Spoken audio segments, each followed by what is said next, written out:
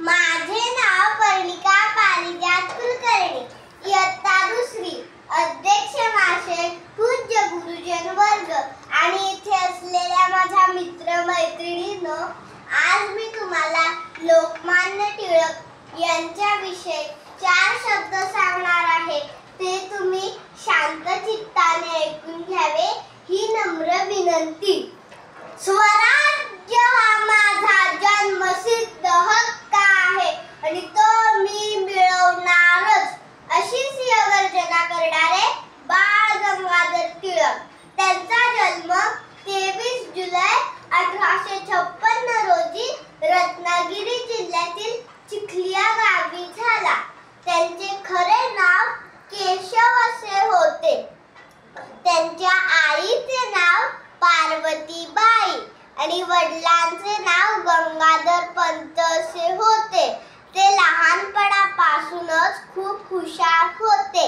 गणित हा त्यांचा आवडता विषय होता.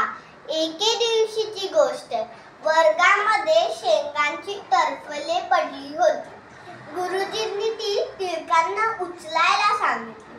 टिळक म्हणाले, मी शेंगा खाल्लेल्या नाहीयेत, मी टरफले उचलणार नाही. तेव्हापासूनच गुरुजींच्या लक्षात आले की टिळक अत्यंत धाडसी वृत्तीचे आहेत. लोकमान्य टिळक यांनी पुण्याच्या डेक्कन कॉलेजमधून कला शाखेची पदवी घेतली. सरकारी लॉ कॉलेजमधून LLB पदवी प्राप्त केली. शिक्षणाचा दर्जा सुधारणे हे त्यांचे ध्येय होते. म्हणूनच विष्णू शास्त्री चिपळूणकर, गोपाळ गणेश आगरकर आणि लोकमान्य टिळक यांनी मिळून पुण्यामध्ये न्यू इंग्लिश स्कूलची स्थापना केली. केसरी आणि मराठा ही वृत्तपत्रे जनसामान्यांमध्ये जागृती निर्माण व्हावी यासाठी सुरू केली. समाजामध्ये एकोप्याची भावना निर्माण व्हावी यासाठी सार्वजनिक गणेश उत्सव सुरू केला.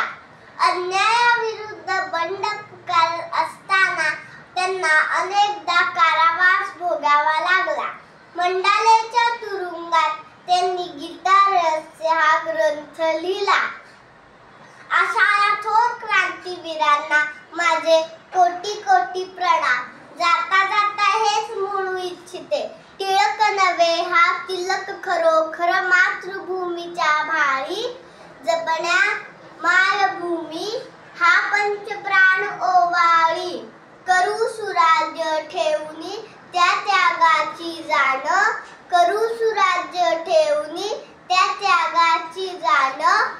मिळविले स्वराज्य ज्यांनी देऊनी बलिदान. ज्यांनी देऊनी बलिदान. धन्यवाद.